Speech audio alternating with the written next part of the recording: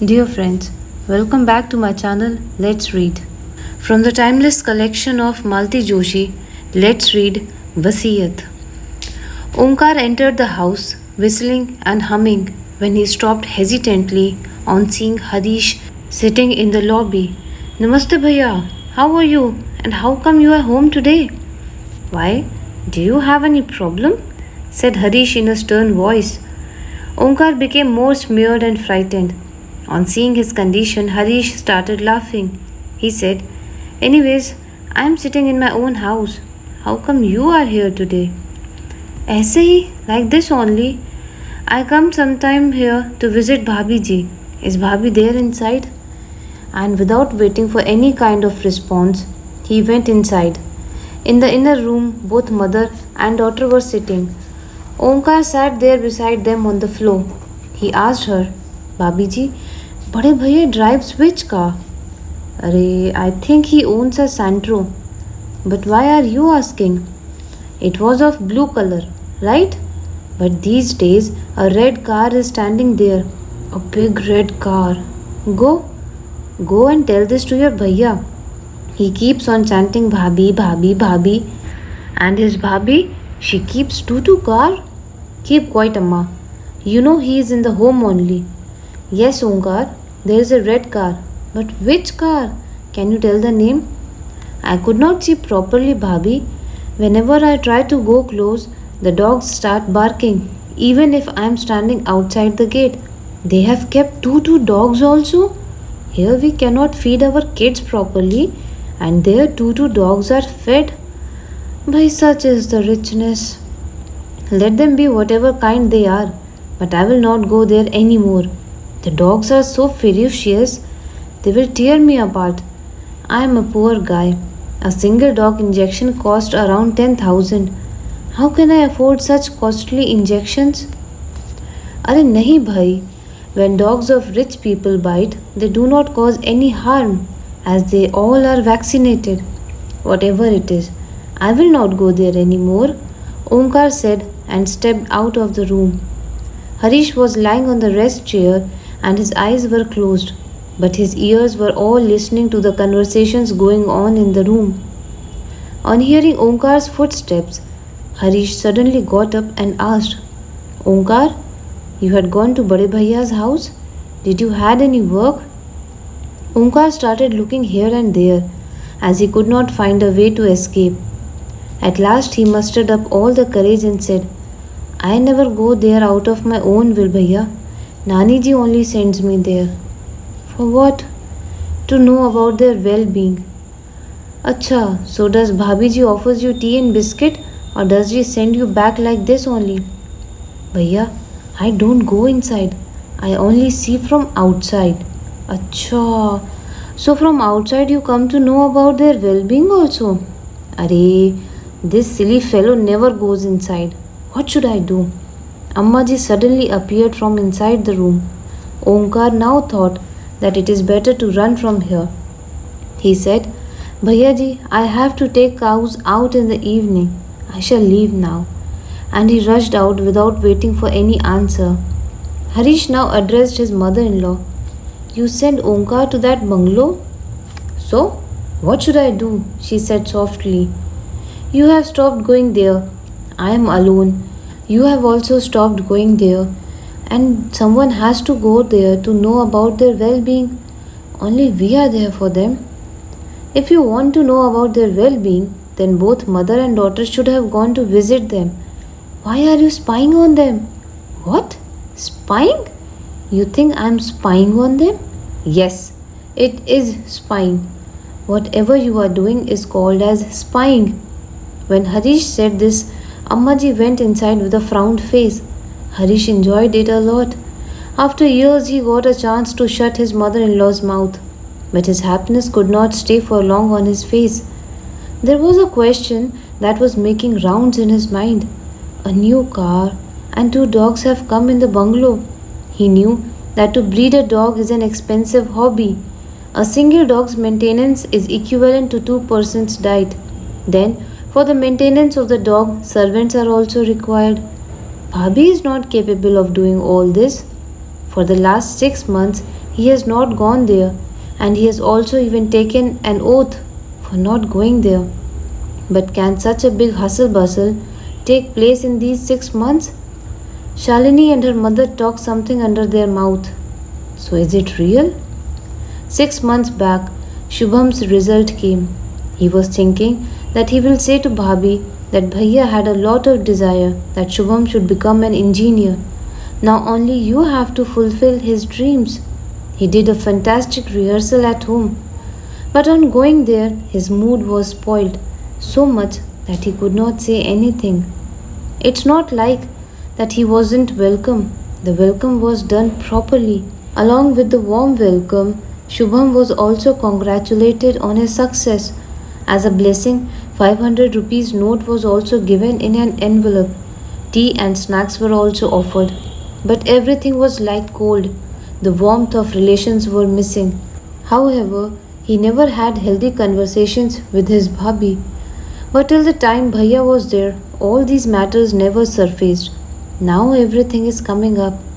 He was about to discuss Bhaiya's dream when Bhabhi said, "It's good that because of Shubham you came to visit me. Otherwise, after your Bhaiya stayed me, you didn't bother to come here because you knew that the only earning member of the family is no more. But still, you should have come to see, come to know how is Bhabhi doing." Harish bowed down his head in utter shame. He wanted to say something in his defense, but Bhabhi continued, "You must be fearing that Bhabhi could ask for something. Am I right? But what should I ask? And what would I ask you, Harish? The person who for his father like elder brother's cremation took financial help from others. What can he give me?" "Sorry, Bhabhi, but that time I was really facing a financial crunch," he said in a low voice. "You had to face financial crunch because your ATM machine was not well. Till now, he was only looking after your needs, be it your children's fees or grocery for the entire year, be it woolen clothes or your year-end vacation. Everything was sponsored by your brother. On remembering these favors, you could have purchased wood for his cremation. I would have felt nice. You told me about the debts you have taken from your friend. It would have been better that you would have asked me. At least this king-like personality would not have got insulted in front of everyone."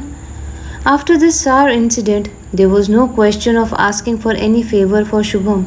He left by taking an oath to never come back on this doorstep. Later, he was regretting that he should have left the 500 rupee note envelope there only. Although, since day one he had some uncertain feelings for his bhabhi, he had understood that bhabhi has come there to snatch away their happiness and comfort. When the first bhabhi succumbed to her year-long disease, Bhaiya was left heartbroken. He used to remain in depression and isolation. To overcome his depression, Bhaiya plunged himself into work with full enthusiasm. Within an year, there was a drastic change in the house's financial condition. It was like as if gold was raining everywhere. Harish completed his studies with full zeal and pomp. He was married with great pomp and show. Kid's birthday program was a matter of jealousy for the neighbors. Then everybody came to know that Bhaiya is buying a new bungalow on the outskirts of city. Everyone in the house was very happy. Everyone started dreaming of living in the new bungalow. The ancestral house was old and it had been renovated multiple times, but it could not leave its true self.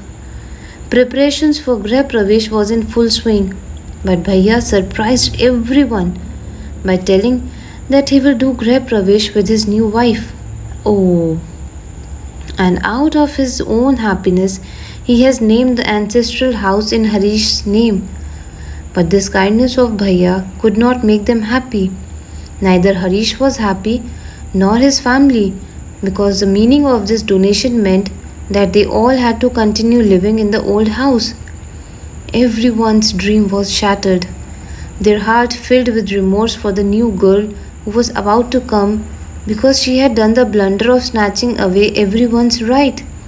On the pretext of evening walk, he stepped out and straight away went to the bungalow. He had just stopped his scooter on the main gate when the ferocious dogs had started to bark. Nothing could be seen due to the darkness. Is it fine to go inside or not? He was munching on this thought when a heavy hand landed on his shoulders. In that chilly winter night, he was sweating. He turned back and saw that the owner of these hands was equally heavy and was looking at him with fierce eyes. Hello, mister. Don't you think it is inappropriate to sneak into someone else's home? It is not someone else's house. It is my elder brother's house, said Harish after mustering up all the courage. Brother? Whose brother? He then told his brother's name. Oh, he is no more. But Bhabhi is there, and I have come to meet her. She also does not stay here.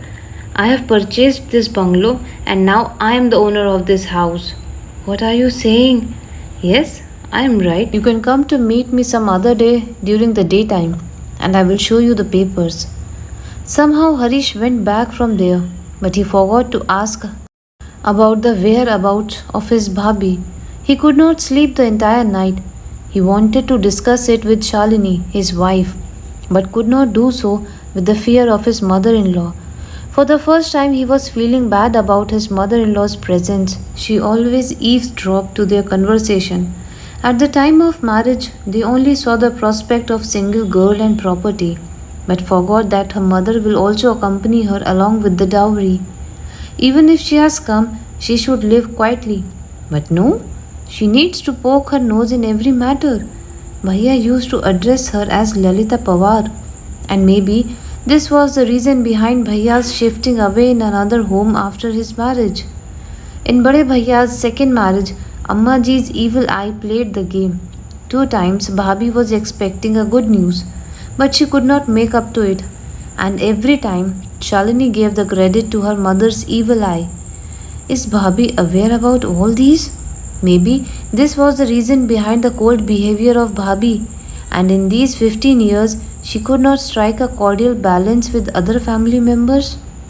However, she was also at equal fault as she did not take any step to make up the relation. The next day, Harish went to Munshi Bal Mukund's house. After Bhaiya's demise, many people would have taken him from hand to hand. He has visited our house many times, bringing Bhaiya's message. This time, his behavior was weird. Munshi Ji had himself opened the door. He stood there at the doorstep and asked, Say, what happened? For a moment, Harish was surprised, but the other moment he composed himself and said, I want to talk to you about something important. Can I come inside now? Munshi Ji had to leave the door and had to invite him inside. Living room was changed and was looking somewhat familiar. Yes, say, what is it and how can I help you? I have heard that Bhabhi has sold the bungalow. Yes, she did. She did sold the house some 15 days back. We were not even informed. Neither our consent was taken.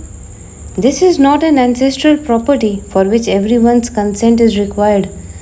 This property belonged to Vakil Saab and he had made his wife the legal heir of the property.